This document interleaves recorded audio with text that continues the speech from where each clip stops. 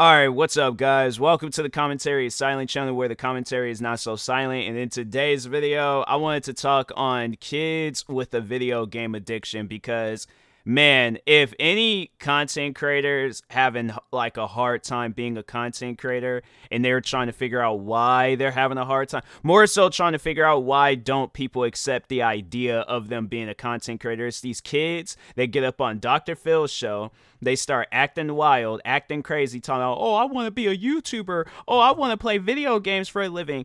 And parents see stuff like that and they want their kid to stay far away from that. And honestly, I don't even blame a parent for thinking along those lines. Because when you see these kids carry on like that, when you see these kids on Dr. Phil, when you see these kids out in public, when you see these kids any and everywhere acting out because, oh, I can't get the newest Call of Duty, oh, I can't get the newest 2K, oh, I can't get the, another Fortnite skin, I can't use your parents' credit card to, and I'm telling you, like, that's overall how you know you dealing with entitled kids. Like, my thing is this: you want all this stuff, go out, get a job, plain and simple.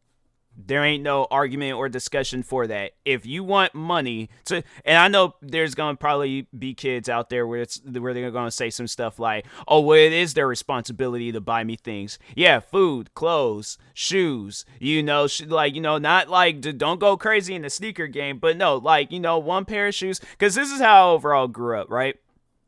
I grew up where it's like if I, worked for the money or if I did some work around the house or whatever that did good in school, I was just overall putting in work. Then, overall, then they will come up with that idea or they will think about it on whether or not they were going to get me, a reward or something. But most of the time, like, what a parent tries to put into you, it's like, don't think that every time you do something, you deserve a reward, because it's like you sit down and you think about it. When you go out and you get you a job, you're not going to get a reward every time because you show up to work or because you put something away or you do something. It's like, no, you're not going to get a reward every time. You're going to go there, get this standard, and go about your business. And I think a lot of kids, a lot of kids need to hear this. A lot of kids need to understand. It's like, fam, being a content creator, I'm going to tell you this right now, because this is something that's been on my mind heavy a lot lately. But being a content creator, like, don't get me wrong,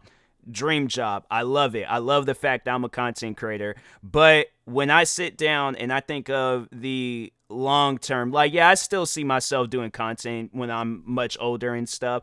But I think it's more so when kids, when they look at these lifestyles where it's like, oh, I want to make millions of dollars, I want to do all.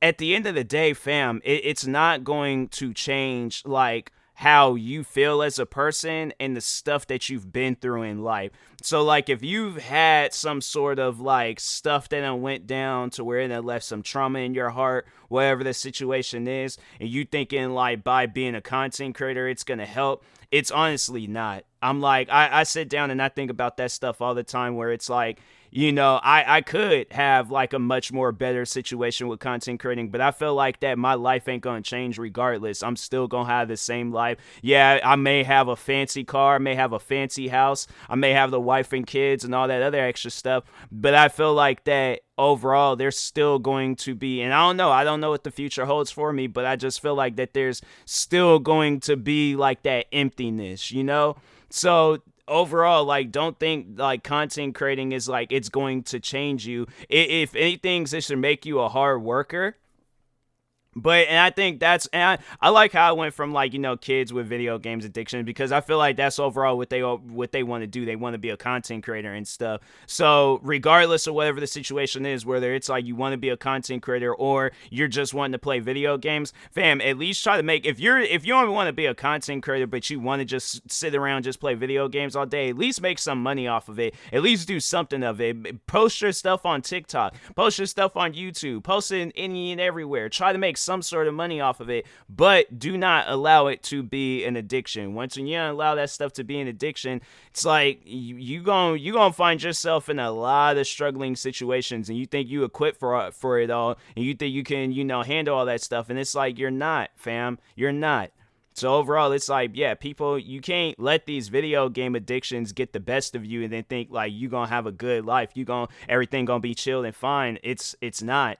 It's you gonna be in the same. However you feeling right now, you gonna feel that same way when you hit 100,000 subscribers and when you hit 100,000 gamer score. You get the diamond trophy that you want to get. All these other extra things. It's like regardless of whatever it is, it's like ain't nothing gonna change. So it's like understand. It's like look at the try to find the bigger picture and things. Try to find something that is gonna change your life and that is gonna it is gonna make you happy if you're not in a happy state and things. But that's another thing where I feel like that, you're not going to gain happiness because, oh, I get to sit around and play video games all day. It's not happiness. That's like something that's kind of like, helping you out at the moment, but that's not permanent happiness. I guarantee and I promise you right now, it's not permanent happiness. It's like, because you're constantly thinking like, okay, well, like, especially if you're a kid too, you're gonna but even as an adult, you're gonna be sitting down thinking like,